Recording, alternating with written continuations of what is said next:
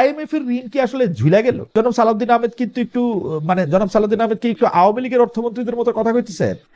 যখনই কোনো কিছু একটা নির্দেশ কইরা নির্দিষ্ট কইরা চিহ্নিত করা হয়, তখন আওয়ামী লীগের এরাও বলতো যে দিলে দিবে, না দিলে নাই, জাইলে যাব, না দিলে নাই। এই ব্যাপারগুলি কি এরকম?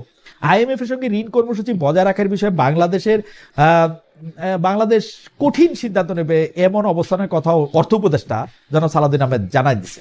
আইএমএফ থেকে $470 কোটি ঋণের 3টি কিস্তি বাংলাদেশ হাতে পাইছে। এর মধ্যে চতুর্থ পঞ্চম কিস্তির অর্থ ছাড়ের বিষয়ে এখন আলোচনা হইতেছে। অর্থ উপদেষ্টার মনে হচ্ছে নতুন কিস্তিগুলি আর ঝুলে যেতেছে, কারণ টাকা আসার 2টি সম্ভাব্য সময় পার হয়ে গেছে।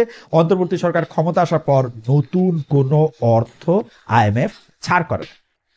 এই যে আইএমএফ এর যে অবস্থান, সেই অবস্থান নিয়ে নিজেদেরকে ঠিক না করে বা আইএমএফ এর শর্তের সাথে সামঞ্জস্যপূর্ণ জায়গায় না এসে অর্থ উপদেষ্টার কঠোর অবস্থান দেখে কিছু নিন্দকেরা, কিছু সুযোগ সন্ধানীরা এই কথা বলতেছেন, ওই যে কার কাছে কোন ফল জানি টক।